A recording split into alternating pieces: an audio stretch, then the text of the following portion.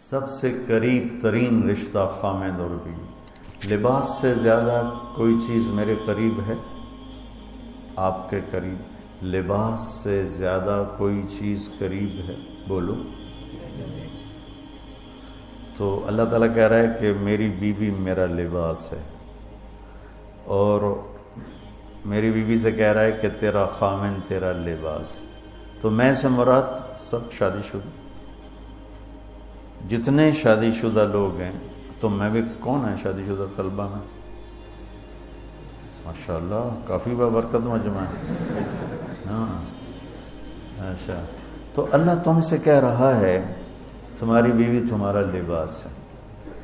نے سب سے قریب شادی کے بعد قریب ترین رشتہ لفظ لباس بتا رہا ہے بیوی ہے۔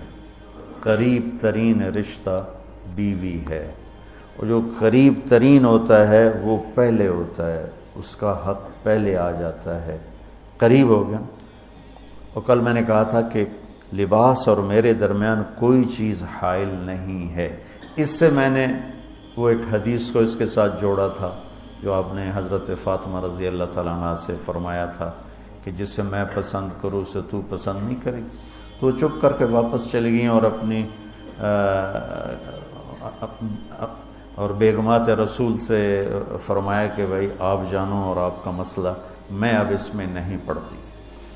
تو یہ رشتہ سب سے قریب ہو جاتا ہے، اس سے قریب اور کوئی رشتہ نہیں ہے۔ جب یہ سب سے زیادہ قریب ہے تو اس کے حقوق بھی سب سے پہلے ہوں گے، اس کا حق بھی سب سے پہلے ہوگا، اس کا خیال بھی سب سے پہلے ہوگا۔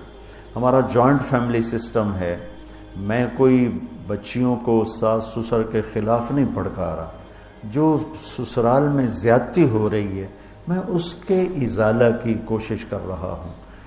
آنے والی بچی اپنے ماں باپ کو چھوڑ کر آئی ہے، اب وہ اپنے خامد کے ماں باپ کو اپنا ماں باپ بنا لے تو اس کی سعادت ہے، اور بچے کے ماں باپ نے اپنی بیٹیوں کو آگے روانہ کر دیا ہے، وہ اس آنے والی بہو کو اپنی بیٹی بنا لیں تو کتنا خوبصورت ہو جائے گا یہ نظام۔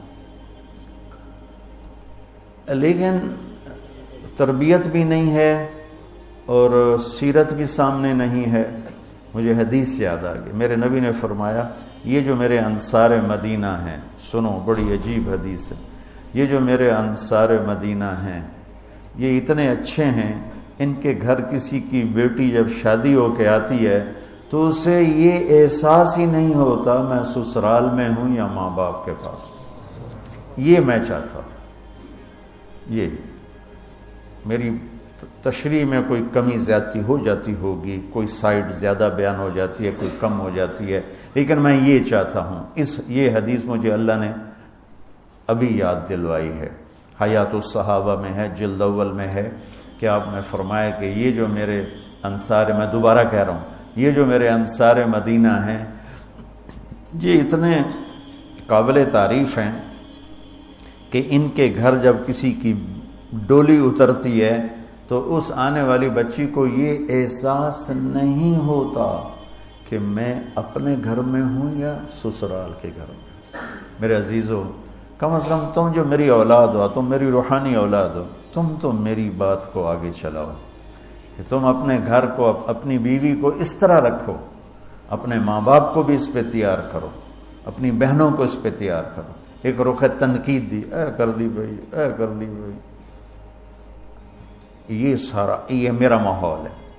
پتہ اٹھیندی کے میں، باندھی کے میں، ٹردی کے میں، یہاں تک یہ ساری کانوں سنی بات ہے۔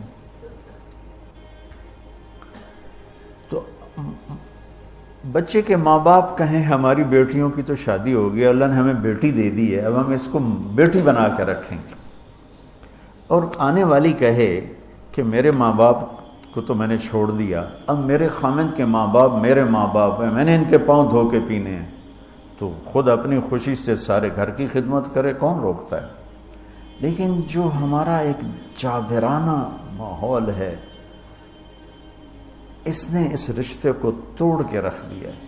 یہ جو آنے والی لڑکی ہے اس کے ذمہ ہے نسل تیار کرنا، نسل۔ میری بہو سے میری نسل چلے گی، اور میں اسی پر جوتا اٹھا کے کھڑا ہوں۔ کتنی بڑی زیادتی!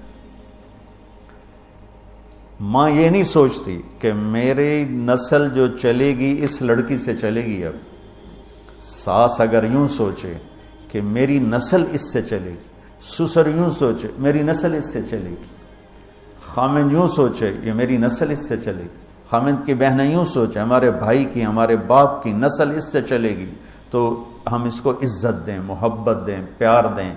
تو وہ پاگل ہے جو تمہیں کاٹ کھائے گی یا تم سے لڑے گی؟ اس کو تانے اتنے ملتے ہیں، ذلت اتنی ملتی ہے۔ اور میں نے جیسے کہا لباس سب سے قریب ہے، تو اس کے بعد بیوی کا حق سب سے پہلے آ جاتا ہے۔ ماں باپ کی طرف سے زیادتی آئے تو تمہارے ذمے ہے اپنی بیوی کو بچاؤ، اللہ کے واسطے اپنی بیویوں کی حفاظت کرو۔ ہاں